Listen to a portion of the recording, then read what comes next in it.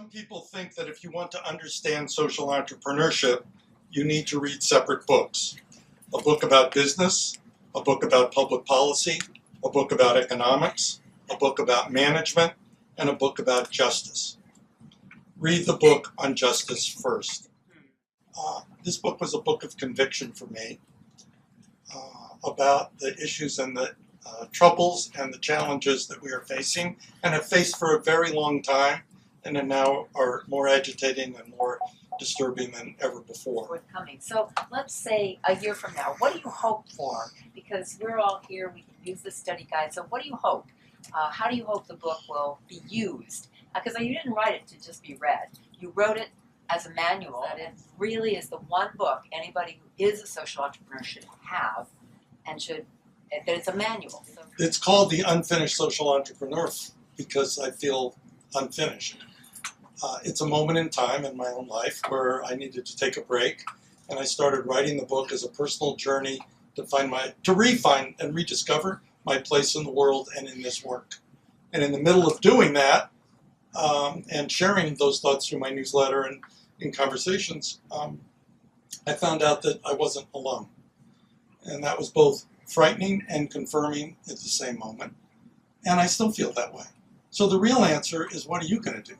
And one of the things I found fascinating about your journey through creating the book is November 9th happened in the middle of the process.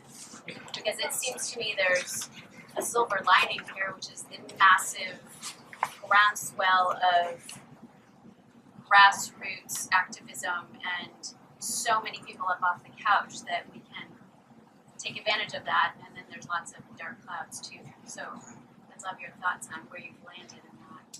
As social entrepreneurs, sometimes we don't get to choose our battlefields.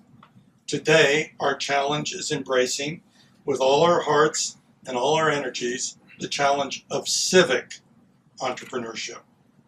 We cannot win the world we want if we ignore the public sector. We cannot win the world we want unless we make political activism part and parcel of our social entrepreneurship. The term apolitical social entrepreneur is an oxymoron. Throughout our lives, we are socialized, more accurately, tranquilized, to soften our viewpoints, to sandpaper the sharp edges of our insights, to speak with ambiguity and tempering adverbs. We are socially conditioned to avoid conflict.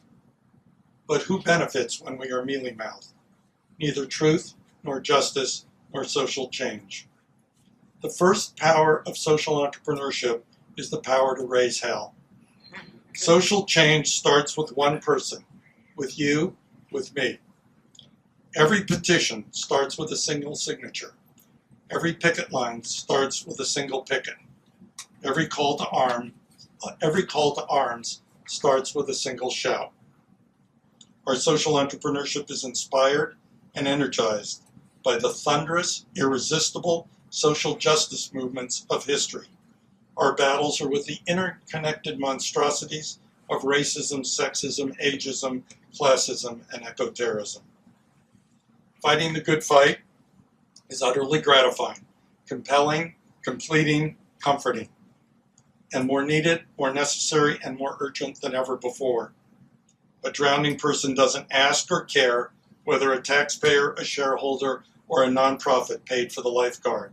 Doesn't ask or care who owns the life preserver or how it was financed. Doesn't ask or care if it was a governmental policy or the marketplace that failed to fully value free, universal swim classes. In the timeless struggle for social, gender, racial, environmental, and economic justice, whose side are we on? What enemies are we willing to make? When we burrow into our souls, we discover that social entrepreneurship is a love affair. Our life partner is justice.